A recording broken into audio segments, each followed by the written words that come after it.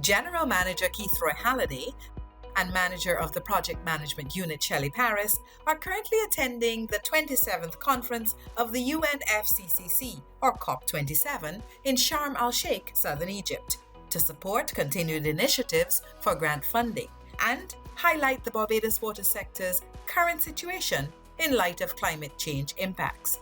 Here is the video Mr. Halliday presented today.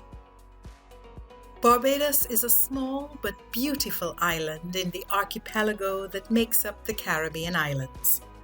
It is the most easterly of the islands in the chain and is presumed to have been named Los Barbados after the bearded fig tree, which was found in copious numbers on the island at the time.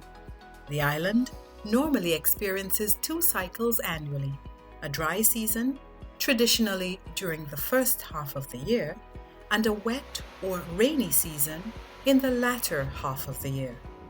Because of its position and size, Barbados is exposed to several climatic events, and as such, this water-scarce country is extremely vulnerable to climate change, which has begun to affect the severity, duration, and even timing of the seasons.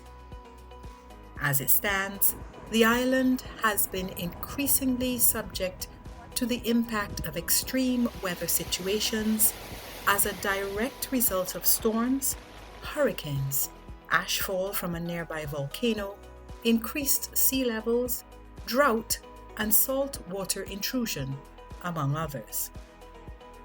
It is for this reason that Barbados has pursued a number of climate change initiatives, such as those for which the island has been the recipient, thanks in large part to the GCF, 5Cs, and other agencies.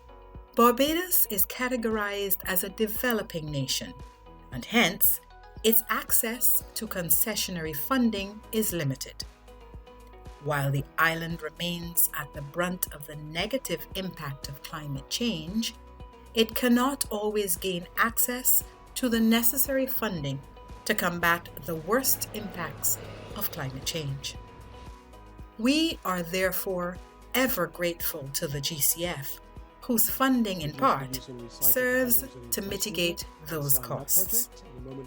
Barbados definitely qualifies to receive the assistance of funding agencies such as these, as it is well positioned to benefit from their grants, loans, expertise in battling climate change in the water and wastewater sectors, capability to assist water utilities in building resiliency to combat water-related challenges, etc. At present in Barbados, resiliency is being achieved in the following ways: the construction of photovoltaic systems, the rehabilitation of the island's water distribution network through aggressive mains replacement programs, the installation of personal water tank systems for the households of swaths of vulnerable and aged persons within the population, upgrades at the island's sewage treatment plants and the associated infrastructure and networks, the provision of training to assist the Barbados Water Authority in its ability to respond during any emergency situation, an increased water tanker fleet to support the water distribution response during and following emergency situations, infrastructural upgrades at pumping stations to assist with salt water intrusion, programs to educate and enrich staff in gender studies and safety and health training. With your help, our aim is to battle this foreboding challenge from all angles, making the water and wastewater sectors in Barbados more robust and resilient to withstand the vagaries of the problems that may come because of climate change. Our purpose?